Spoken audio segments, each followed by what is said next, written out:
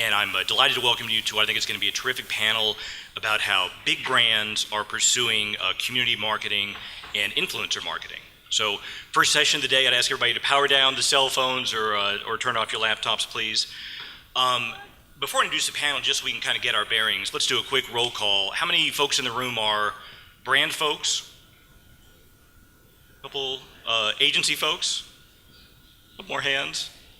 How about any students that are joining the student track? Okay, we'll consider this a general audience then. So what we're going to do today is, I think, kind of do a capstone to a lot of the themes that have already come up at the conference. And I think that having been here for a couple of days, I think this SuperNova South is going to be known as the community marketing and influencer marketing event. There's been some great discussions and great panels about how brands are evolving the way they think about their communities, how they're trying to bring value in the communities that they've organized, but also how they're trying to use influencers and word-of-mouth marketing as leverage tools.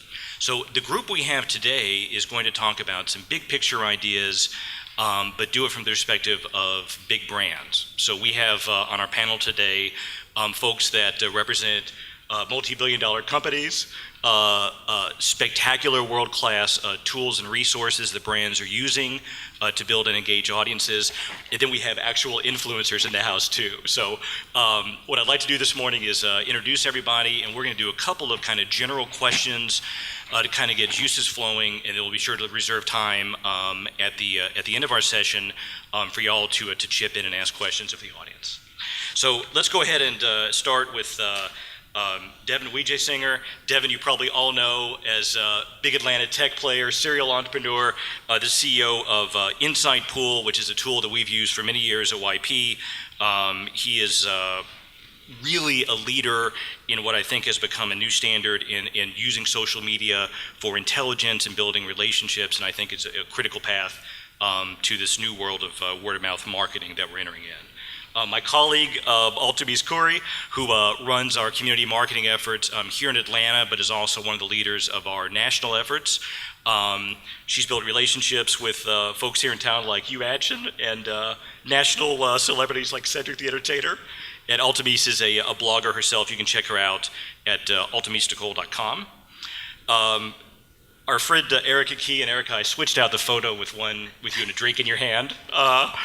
Erica is a food blogger extraordinaire, a brand ambassador, and I think has one of the best Instagram feeds around town as well. Someone that most of my meals are macaroni and cheese or stale chicken fingers. Any night of the day, you can hop on Instagram and see the amazing things that Erica's eating and the cool people she's hanging with. And then finally today, Tiffany Wong, who is a social media leader and a content marketing strategist working with a couple of agencies in town, but is also the leader and founder of Metro Atlanta Bloggers. So check out their meetup group. A lot of cool events coming up this fall. So let's get started just with kind of a roundup question. And Devin, if you don't mind, I'll start with you. From the perspective of the brand, people that have the ability to make investments in their marketing efforts, could you just kind of talk about the role of influencers and community and kind of how you view this kind of evolving trend and how people try to build audience? Yeah, so I think like the first thing is, and something we talked about earlier today, is that we live in this age that people love to buy but hate to be sold. And it's more pronounced than ever before because we have more information at our fingertips. For example, like nobody answers their cell phone if they don't recognize the number. We do that as consumers, and that's rolled into everything we basically do when brands talk to us too. So what's happened is that we as a consumer population have already adopted the fact that we put more weight, and almost all of our weight, into what other people say about things as opposed to what a brand says. It almost really just doesn't matter anymore. People can't remember that 2 days after the Super Bowl this year, they couldn't remember what the best commercial was because they were too busy what's called second screen execution on their phones, etc. So as a platform for all of this, I think that we don't live in a day and age where this is like a new innovation. I think technologies are doing that, but it's already here. So I think from a brand perspective, almost everybody is trying to play catch up rapidly.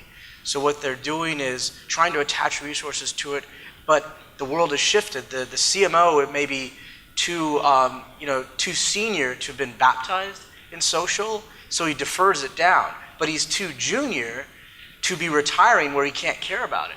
So I think we're in this shift and this tectonic pattern where there's going to be a lot of chaos and a lot of tidal waves coming. So from a brand's perspective, it really depends on how truly interested they are in moving this into the operational side of what they do and making it a core culture, like YP is taking the stance that we need to make this a core culture, as opposed to an experiment. So I think a lot of people do experiments, but because they don't, the senior management may or may not get it, it lives in this experimental budget. And it's our job, obviously, as companies to make sure that that limelight is brought to the most senior people. And right now, there's a torrid growth path toward it. So I think from a brand's perspective, it really depends internally, but it shouldn't. It should just literally look like we have to do something about this right now, because nobody really cares about what we say. They care about what other people say about us. Yes, I completely agree. I think that, as a brand coming in to say, hey, you should like this, consumers aren't going to care. They're not going to say, oh yeah, I agree with you. However, if you partner with an influencer, the influencer already has the influence in the community. They already have those built solid relationships. They already have the trust among their colleagues. So when the brand comes in and they connect with an influencer in the community and the influencer says, hey, you should like this, it's a completely different perspective. It's all about that recommendation. Let's say, you have a plumber or a doctor that someone recommends to you. You're more than likely to use that plumber or doctor than that person coming in saying, hey, I'm the best one in town, you should come to me. So I think it's definitely shifted, because prior to that, it was more so of the trust of the brand, the trust of knowing, the brand is a part of the community. But now we have to shift that perspective and begin to focus more on the influencers and creating a sense of community with the influencers within those already made communities. Sorry. So I'm the whole notion of the influencer, on some levels that's very obvious. You want to find people that have an audience, but there's a challenge in finding those people and kind of managing those people. Tiffany, you've done some big campaigns with big brands. Could you just talk a little bit about that effort to find people that you want to kind of make ties with, and maybe some of the pitfalls brands face in doing that? Yes. So there's a couple of different ways you can do outreach. If you are just kind of coming into this new and you don't already have some sort of base relationship with people, you can do outreach on social media. You kind of pass the word around to different blogging networks. We utilize simple forms online that people can fill out to tell about their audience and why they're interested in working with us. And that's one way that we do that. And we go through and we look at everybody's sites.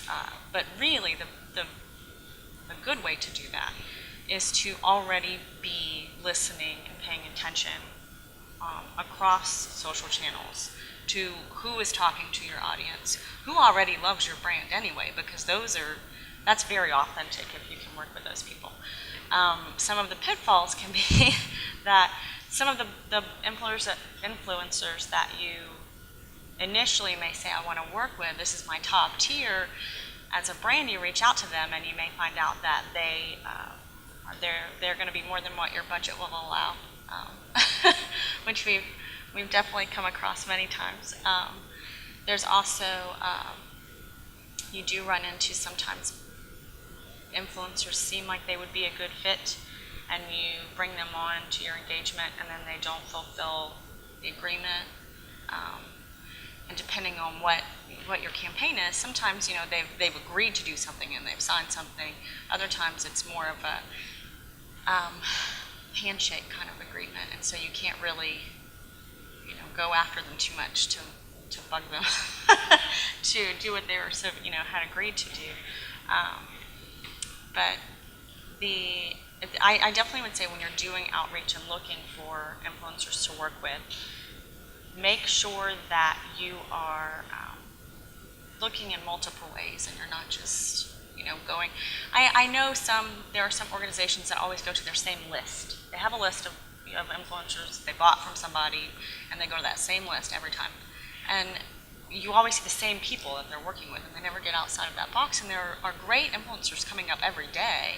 You really cannot stay in that box. So. Well, technically, there's an FTC rule that has never been enforced, that if you're being paid to promote anything for somebody else, you're supposed to disclose that technically in every tweet, everything that you do. Basically, that's never been enforced. So what will happen, though, is if there's not the true, authentic relationship, people don't really think Kim Kardashian's going to eat at Arby's if she does a commercial there, right? Like, I mean, I just haven't come across anybody that would believe that. But people don't believe like Justin Bieber really loves your new shoe. I mean, so the reality is, I think like there's this chasm that's happening between like reach than true resonance. Like true resonance is like, this influences my customer segment. Like we heard about, like that's an exact example of Ed being influenced by what she eats. That's the customer segment. I'm not going to go to Arby's because Kim does. I'm going to go because she does. And that's the real truth and reality behind it. And one thing that these brands have to get away from, because they're looking for immediate scale, which delivers flashes in the pan, and then they go away, instead of true resonance. And that's where I think like it's almost like, is it an influencer or is it an advocate? Like, what is it? Are they different? How do they work? And maybe you can find both.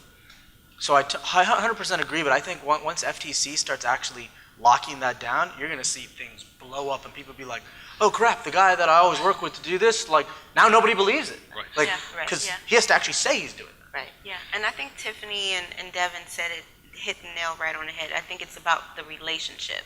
I think when brands go in only focused on the bottom line, only focused on the ROI, the KPIs, they lose sight of the relationship. They lose sight of creating true brand advocacy between a brand and an influencer that is also a customer.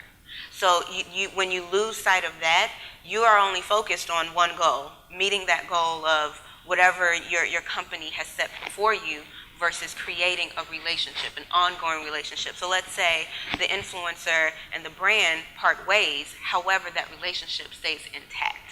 So let's say, a month, 2 months, 2 years go down the line, you still have that customer in that ambassador, in that influencer. And I think that's more important than that instantaneous scale. And I think, it's very critical that brands understand that you have to make relationship trump your bottom line, because essentially when that relationship is there, the bottom line is going to come, the money's going to flow, it's going to happen.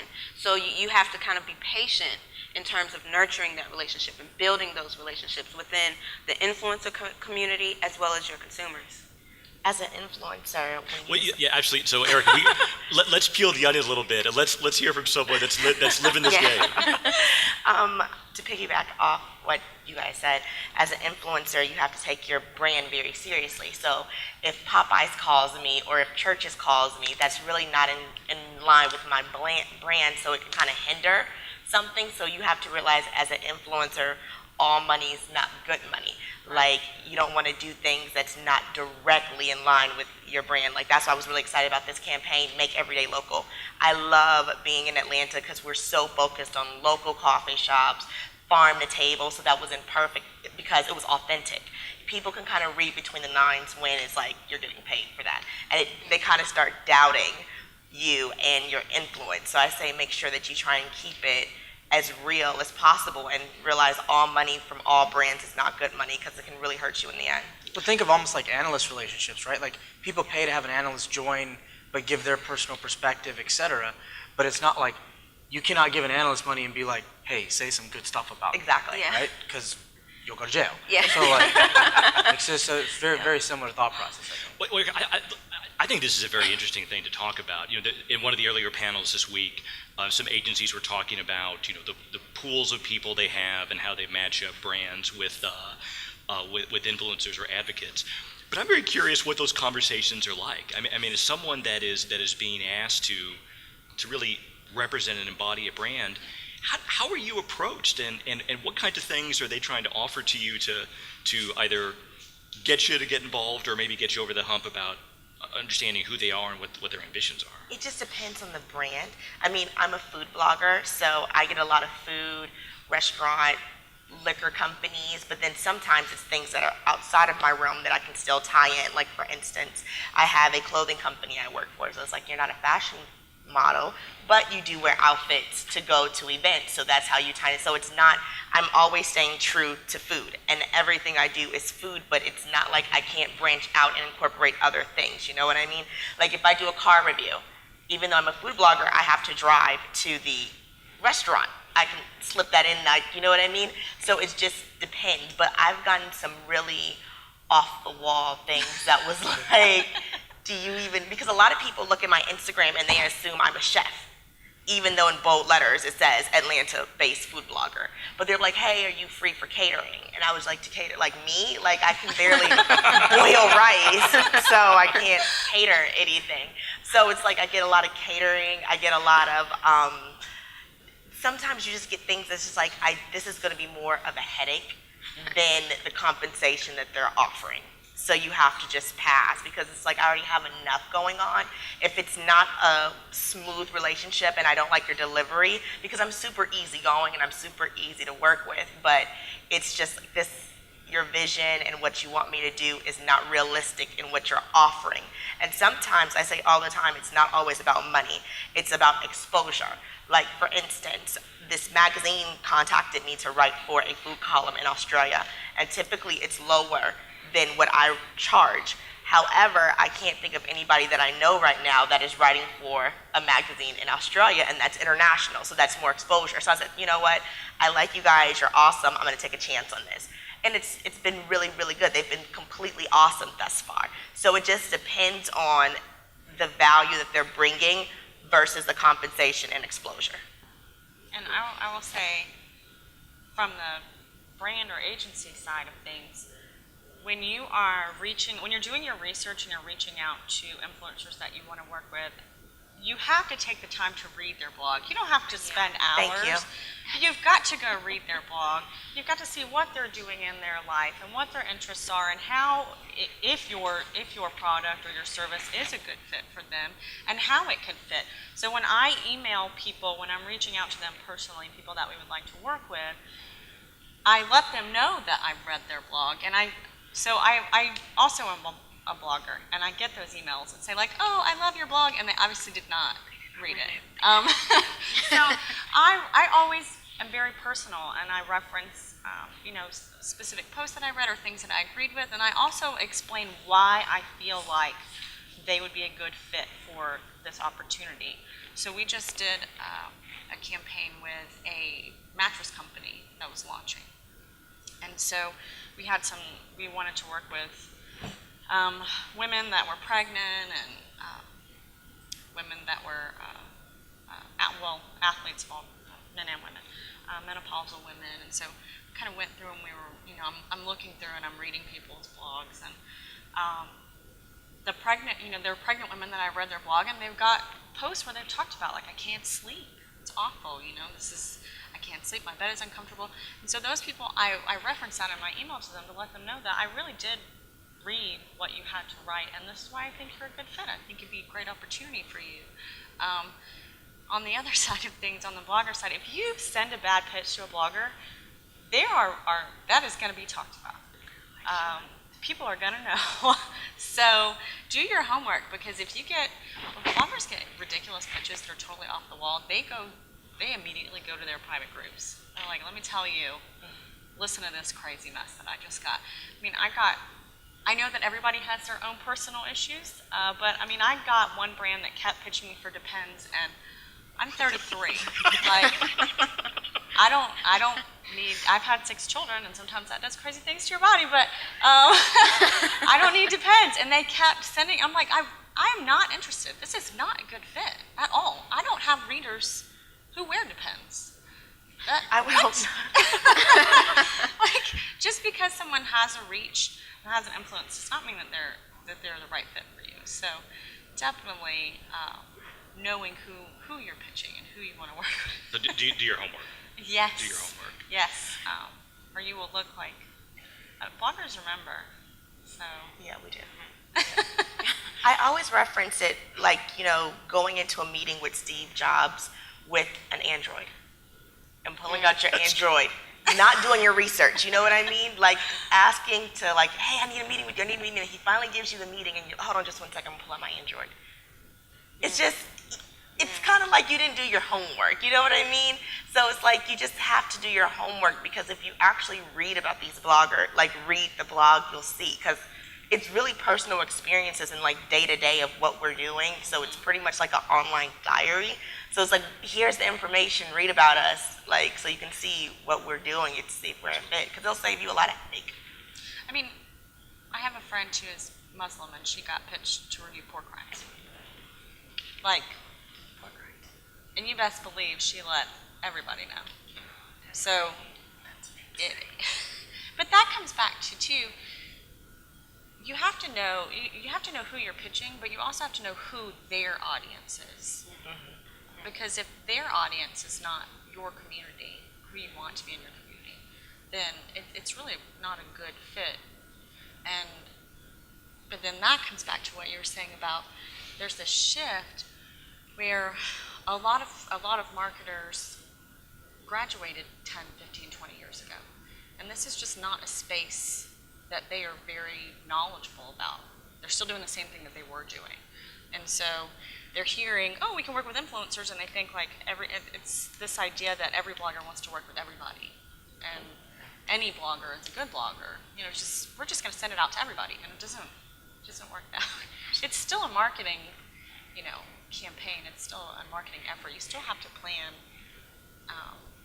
and be particular about, how you go about it. Well, let's talk about great examples or cool campaigns you've worked on, things either nationally or locally. I'd love to kind of hear y'all's take, each of you, about great examples of influencer marketing, community marketing. Devin, you got a favorite? Yeah, I mean, we've got a ton of them, and again, we work with people all over the world, but we did some really cool stuff with Food Truck, with YP. One of the really fun ones was Coca-Cola. They did one thing Coke is great at is telling a story. And during the World Cup, FIFA does not allow anyone to touch the trophy. You're not allowed to touch it. It doesn't matter if you're the royal family. There's one person that's allowed to hold it, and Coke got its own plane for the World Cup, and so there was a lot of really cool content behind it. But the greatest content was that Coke is a global brand, right? And they called it the World's Cup. So this is something that we all come together on. And one of the things that they did is they went to these kind of war-torn countries in Africa and so forth, and they actually have children that have been harmed by just destruction that have been in their country, and they're blind, and they play soccer, which is amazing. And they got permission for all of those children to be able to touch the actual World Cup. And so from a contextual story, that appeals to all of us, whether we're Japanese or African or American or whatever it might be. It all of a sudden brought everyone together. So what we did in terms of, we're not content creators, but we were able to take that message and make it amplified so that people during the actual matches themselves, so during the match, anytime people talk about a brand or engagement, when there's an actual event going on, it plummets during it, because you don't give a shit about what they're talking about. You care about what's going on the field. Well, Coke, for the very first time, using our software, was actually able to pinpoint out the right people that this would touch the most. And all of a sudden, that thing became a topic during the actual game, of which when almost all of the people are all still peeled to that. So when you think about an ROI factor, it usually plummets 80% in terms of discussion, engagement, viewership, and so forth. And in this case, it went up by 60%. So there was also amazing content that they had, but delivering that to the right audience and getting them syndicated and watching how that spread while all eyes were on there was probably one of the most amazing things we were able to even see and be part of, and really grateful for. you think, Altimese? Well, with YP, one of the highlights of our dive into the influencer marketing strategies would be our campaign, Make Everyday Local. So the campaign actually launched February of this year, and we were thinking, YP, formerly known as Yellow Pages, how can we get people to think about us as the local search engine? How can we start to have the community think local YP, local YP? And our SVP of marketing and brand advertising, Alex Kaminsky, he said it's all about local. He was like, and we want people to think of local every single day, make every day local. And we started saying, okay, well, let's work with top influencers. And we said, well, you have the top influencers like Bill and Juliana Rancic. They were a part of our campaign. Jake Owen was a part of our campaign in Nashville. Reggie Bush is a part of our campaign. Hugh Atchison is a part of our campaign. But we said that's great, but can everyone relate to those people? Can everyone relate to Bill and Juliana? Can everyone relate to a Jake Owen? Probably not. So let's go deeper. Let's peel this back a little more. And we started to work with local bloggers in the community that connected to those top influencers. So here in Atlanta with Hugh Atchison, we were like, okay, he's great. Let's get deeper. And we found Erica. And we said, okay, well, when we connect Erica with Hugh, let's create an activation, an experience around this opportunity to where we can actually bring Hugh Atchison and Erica Key together and bloggers around Atlanta to talk about how they make everyday local. What's important about Atlanta, why Atlanta stands out. And, it just created this wave of conversation about the importance of local, the importance of your community. And we couldn't have done that without the influencers taking that conversation forward. So that was definitely one of the ones that stands out to me. We recently had one with Hannah Storm in New York. And, when we go in with the top influencers, they mentioned that our brand stands apart in terms of the pitch to the top influencers, because we don't go in and we say, hey, we have this great opportunity for you to, we would love to partner with you. Here's the outline. This is what we want you to talk about. We give them the platform and we say, hey, we would love to work with you. We would love to partner with you to tell us how you make everyday local. You tell us. We don't want to say, this is where you got to go. You have to go here. You have to say this. You tell us why New York is important to you. You tell us why LA is important to you. And then when you tell us that, we can create a story. What's the bigger picture? We can create the story around why New York is important to Hannah Storm, why Reggie Bush in LA is now the talk of the town, why, Hugh Atchison, although he lives in Savannah, his restaurant is here in Atlanta. Why is that? And then we create the story around that. And the influencers, they said by far, that made it the most authentic to them. That's what made it so dear to their heart, because it really was their story that's now being formed with a brand, rather than the brand creating the story with the face and the name of a person. I've done a lot, but I have to say the Make Everyday Local campaign. And it's because I actually got to see businesses, like literally May's Bakery. She was baking out of her kitchen, and she decided just to take her savings and open this bakery. And her being nervous the first 6 months, not knowing if her business is going to fail, and being stressed out, and really putting her last dime in this business. Like, it's one thing to go buy a pair of Nike running shoes, or it's different to go buy donuts from Krispy Kreme, but it's different when you have someone who's literally taking their life savings, and when you purchase that donut or you purchase that cup of coffee, it's buying diapers, it's paying a mortgage, it's sustaining, someone's life. So I think when I jumped on this campaign, I'm like, okay, I do local, but like now it's really local. And I love that I was able to bring bloggers and have them wrap their mind around the concept, and people who don't even live here anymore are still using the hashtag Make Everyday Local when they're going to their local coffee shop, because it's really important for me, a sense of community. because when you support your local businesses, it's getting back in the community, and it's really like helping. It's really making everyday local. I actually have a couple that I really enjoy, and so I'm going to try to keep it concise. But I ramble. But I will say, to your point, I think the key to success with working with influencers is I see this a lot, is brands want to lay out all of these restrictions. I want you to talk about this. I want you to mention this 3 times. I want you to use these hashtags. I want you to use these keywords. And it is so inauthentic that it is obvious, and readers aren't stupid. They know. I mean, they can tell. It's very forced. It's not natural. So we really like to just be very, we like to give influencers a lot of leeway. Just tell them, this is the topic, but we want you to really write in your own voice, your own, just make it, own it. This is kind of this is the topic, but, run with it.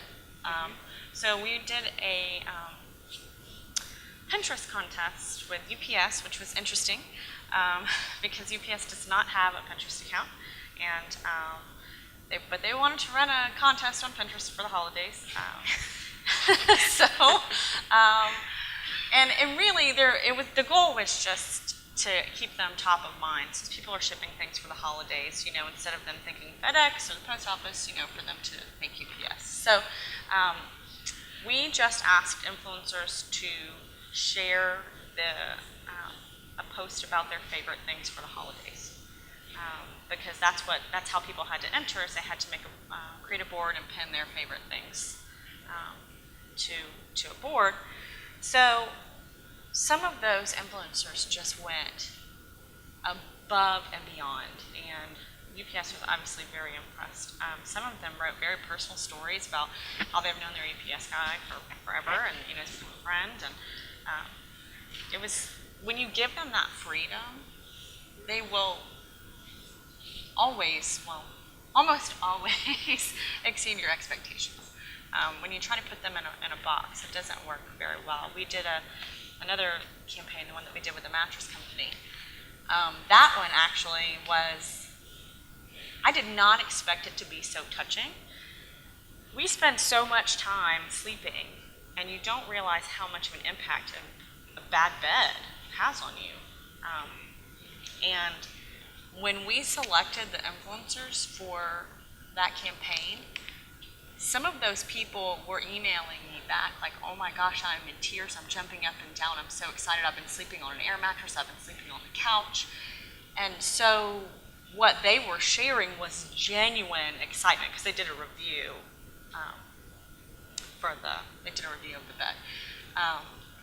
It was genuine excitement, because this was a life-changing thing for these people. I mean, one woman, she's sleeping in a recliner because she has a messed up back. She's sleeping in a recliner for years. That's crazy. So being able to do something positive for the brand was fantastic. Being able to actually affect people's lives through this campaign was a totally different thing. Like I was not expecting to come away from it with that personal experience. So that was definitely pretty fantastic. Spectacular. Well, guys, I definitely want to leave time for a Q&A, give the crew here a chance to ask you questions. But so maybe just to wrap up, if we could just do 1 minute of wisdom from each of y'all. A lot of cool ideas have been shared here today, but maybe, Devin, starting with you, the one thing you've learned or experienced you want everybody to leave the room with today as they go to plan out their influencer and community plans for 2016. Yeah, so I think like one of the big things is you really need to understand who is, there's different things that people are influencers of and then influenced by. And there are technologies, obviously us being one of them, that understands true taxonomies and ontologies and all these very technical things that bring those things to light. And when you try and do those things at scale, you're going to spend a lot of time, dissecting that, or you need to use things that obviously help you do that faster. But very specifically understand there's a difference, and the way to connect with people is not just like, what are they influencers of? What are those people influenced by? And so understanding that right balance of influenced of and influenced by. And resonance is not the same thing as reach. If you do have to sell up, one thing to do is, if you're doing this in 2016, do one where it's got tons of reach, and then show the longevity of it.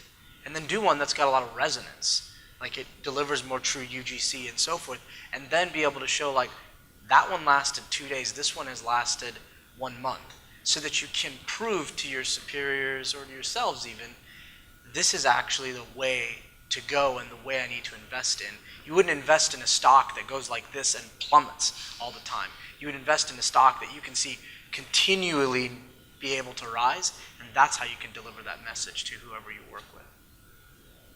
I would say some of the top things in terms of influencer marketing has to be authenticity and freedom.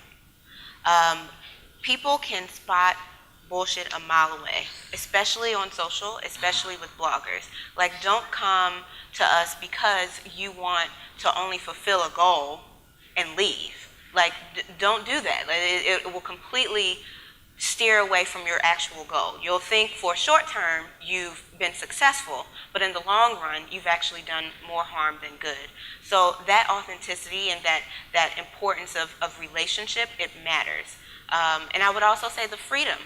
This also applies to, the employees working on the campaign. Like, be able to open up the creativity, allow it to flow. The more restrictions and the more guidelines and the more process that you create, the less creativity can flow, the less your influencers can actually have a say in the direction of their influence. And I've noticed personally that when you kind of just allow someone to be, and you just allow them to do, they will blow your mind in what they come back with. It's when we say, hey, do this, you gotta say this, you gotta act like this, make sure you put it here, and 3 posts a day, and when you do it like that, all of a sudden, the monetary value, that's all that matters. Like, okay, well, I'm getting paid to do this, and then I'm out. Yeah. It's literally like, I'm getting paid to do this, and I've done my 3 a day, you got what you need, I got what I need, I'm done. But if you say, hey, what do you want to do? And you give them that freedom to actually be creative, you will be astonished by what comes back. And ultimately, long term, that value, it will stick. I'm going to say, from the blogger's point of view, make sure you continue to do what you did to get you where you are, if that makes sense. Sometimes when people's numbers go up, or, they start following you for a reason. So just because you're getting more established and you're getting more exposure, don't reinvent the wheel. Like, I started off blowing, whenever I go to dinner, you're getting 6 or 7 pictures, and I'll have 250,000 followers, and you're still going to get 6 pictures, because that's why people follow me. They like to see what I'm eating for dinner. They like to see the decor in the restaurant. I would also say, make sure you know the direction of your brand, because if you don't know the direction of your brand, you're just going to take any and everything until you figure it out, when really you should have a clear-cut foundation or some kind of idea of the direction that you would like your brand. Because if you don't have a direction, then you're going to end up wasting time and resources. So I would say, make sure you have a clear-cut plan and don't reinvent the wheel. I would say, I have 2 so first, don't wait until you're ready to start influencer campaigns or influencer marketing, or go ahead and be listening on social. Pay attention to who is talking about you. I mean, you should be doing that anyway, but really pay attention to who really loves you and is already raving about you. And go ahead and build relationships with those people now, even if there's no plan to do something bigger yet. Go ahead and build a relationship with them and let them know that you notice and that you care about what they have to say. People love to be, they love to, for you to take notice of them. That's just very flattering to people. Especially if they really love your brand, because then they're like, oh my gosh, you get so excited. That's so true, though. And I mean, they really do. The other thing I would say, and we talked about this briefly, and I was hoping nobody would bring it up, stop just blasting out press releases to influencers, because they are not going to take that and do something with They're not going to. If you know your community and you know who your target market is, take the time to create content that influencers would actually share. Like if your brand is a laundry detergent brand and your target market is mothers, take the time to put together a fun, colorful infographic that shares how to get blood and grass and ketchup and those things out of kids' clothes, because that's something that's really helpful that people will share. Sending them a press release is just going to get thrown away. Annoying. Well, virtually. Yeah. They're not going to pay attention to it. So take the time to really put some thought and effort into what you are sending to people to influencers that you want them to share. I always think of it like if I were to come across this in my feed on Facebook or Twitter, would I automatically go, oh, and think that I need to share that as well? And if not, then you probably shouldn't be sending it out asking people to share it. So. Let's have a round of applause for these knowledge leaders. What a great session. Thank you. So we've got time for a couple of questions. So I'll just let you ask your question. I'll regurgitate it, and we'll let it go. Yes, ma'am, in the front. So I actually work with Tiffany, but a question for Tiffany, but for the whole panel. What happens when you reach out to influencers? They write a piece about you on the blog, and you go check it out, and it's filled with typos, horrible grammar, and they're representing your brand. So this is a great question. You engage an influencer, and you're not satisfied with the output of their work. I feel like if you read their blog prior, you would have seen that they had errors and typos, because typically it's just not one blog post if they're not a good writer, you know what I mean?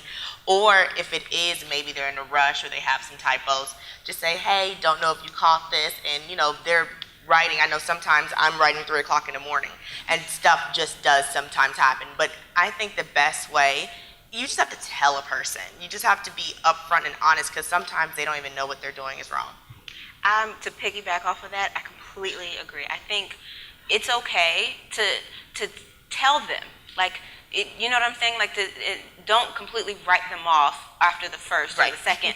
You coach them, and you say, hey, to ensure that we're, in alignment with, our branded guidelines, and just in terms of, our grammatical standards, tell them. I think a lot of times the water cooler talk, especially with corporate, I think the water cooler talk has more leverage than actual one-on-one FaceTime or that relationship. Like, you're building a relationship with a human being. So how would you want to be treated in that situation if the situation was reversed? Would you want someone to just throw you out because you had an issue, or you were writing at 3 a.m. in the morning and you didn't realize that you had typos? No.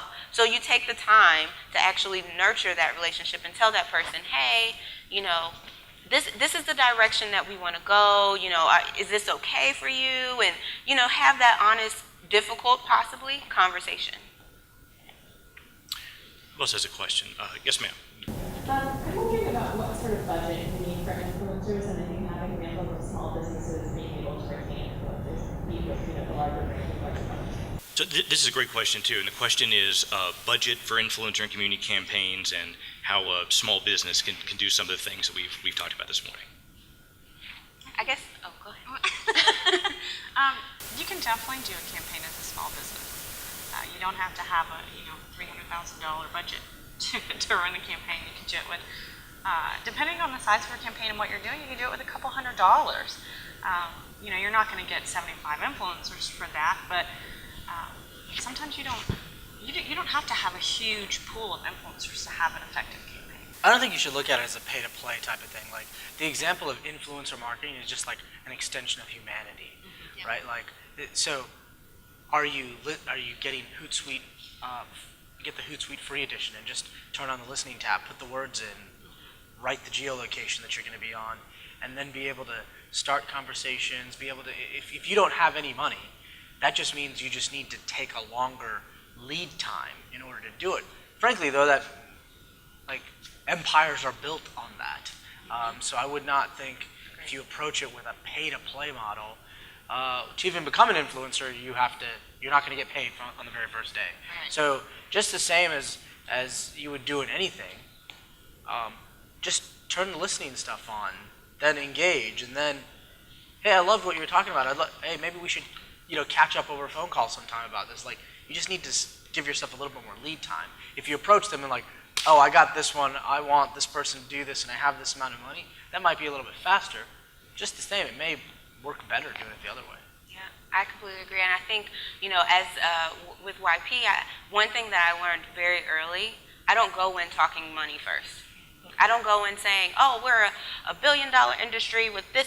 I don't go in saying that. I go in focused on the relationship. I go in focused on, because for one influencer, our budget could be one thing because Right. it's focused on one specific category that is a high priority. But then for another, direction or campaign, the budget is completely different. But if you go in with the foundation of this is how much we can do, and it automatically shifts that person's mind to be like, okay, well, you said you had all of this, so why are you going to pay me X amount of dollars for what I'm doing? So I think, to Devin's point, like going in relationship-wise, like taking that angle, that direction of saying, okay, let's build this relationship. And for a small business owner, it could be barter. Say, hey, I'll do this for you if you can do this for me. Because technically, the bloggers are a small business too. So they need, the exposure, the reach, the eyeballs on their blog just as much as you need them talking about your brand. So it's all about that relationship and, figuring out how you can work together as a team. I love college students as influencers because they are up on technology. They're using all the hottest apps, Snapchat, you know what I mean? And there's this new one I just found out about the other day. But it's just so many, they're current, you know what I mean? And they're still building. So they're easier to work with than I've come across. Just a tip. And I was going to say too, with what you mentioned about bartering, depending on what your business is, there are lots of ways that you can work with someone without having a large budget. Absolutely. If you're a restaurant, you can invite, I don't know who your audience is, but I mean, if you're a restaurant and you can invite someone to come in with some of their girlfriends to have, dinner and drinks, or, I've done work in the past multiple times with Stone Mountain, and I have 6 kids, so when you invite somebody with 6 kids out somewhere, it's for me to take my 6 kids somewhere. It can be very expensive, and so I've done work with Stone Mountain and Honey Baked Ham in the past where they had us out for the day with full passes, and Honey Baked Ham provided this huge picnic lunch for us, and I shared stuff all day long on social for them for that, and their out-of-pocket cost for that was really, for Stone Mountain, was nothing, and for Honey Baked Ham was very minimal, just their food cost for that. So there are all alternatives, and I think bartering is a great one if you don't have a big budget, or even if you do have a big budget. Yeah, yeah. Absolutely. So folks, one more question. Yes, ma'am. From a blogger perspective, how do you communicate and understand that for requesting that freedom and the flexibility to naturally and organically engage your social media presence? So the question is, as a blogger, as someone that's retained as an influencer, how do you keep your voice and how do you keep your integrity for the work you're doing for brands? I make sure to stay true to myself, and I think that the brands you decide to partner up with determines how authentic they'll allow you to be. Some brands like Popeyes or Family Dollar will say, here's money for this, just do it. That's just not me. I think that if I can't be who I am eating with Erica, I can't work with you because I can't fit your mode, and then after this campaign is over, I have to go back to real life. That's not being authentic, and that's not being an influencer. That's being a spokesmodel. So I feel like for me to stay true to who I am, when they come to me, I say, these are my requirements. This is what I can do. If it's in line, wonderful. If not, then maybe on another project we can see eye to eye. I think that is the key. You have to come back with what you can do. and what works for your community and for your brand. And when you come back and you lay that out for them, this doesn't really work that well for me, but here's what I propose. And then you lay out, specifically what you are willing to do and what you think would be a better fit. And most of the time, they're going to really appreciate that. Sometimes they're going to come back and say no. But if they really understand how influencer marketing works, they should appreciate that. Appreciate that you actually thought about it and didn't just go, oh, that doesn't fit. So Yeah. don't be afraid to push back. And all of that is spot on. One of the bloggers that I personally follow, she's like a BFF in my head. She's the and best. I've never met her in my life, but she's phenomenal. It's Maddie James with Maddieology. And she talks about the authenticity of knowing yourself first. When you know yourself and you're a blogger and that makes you, it makes the filter much easier when you're working with brands. And it's not, you don't have to say, no, I can't work with you, sorry, or no, this isn't my, your fee is a little lower than what I'm used to. You're building a relationship. So how would you treat a friend? How would you treat, a colleague? You know what I mean? So just knowing yourself first and staying true to who you are and who your brand is. She originally started as a fashion blogger. And 5 years later, she's married, she has a little girl, and her blog is shifting to lifestyle. And that's okay. Because life is all about change. Life is all about evolution and growth. So, as you evolve your blog, as you continue to grow as a person, your blog will shift with you. And you just, you make the adjustments and you make the shift along the way. And as your brand shifts, then you can say, hey, maybe, 5 years ago, one brand didn't work for her, but it works perfectly now. And that's okay. So you want to just make sure that if you ever have to turn down a brand, or if you ever have to, say no thank you, you do it in the most diplomatic way to nurture that relationship so it's ongoing. Spectacular. Folks, we need to wrap up. Thank you so much for coming out. You've heard from 4 amazing knowledge leaders in Atlanta. Follow them on Twitter. There's plenty more wisdom that's going to come from them. And thank to each of you for coming out again this morning. Thank you.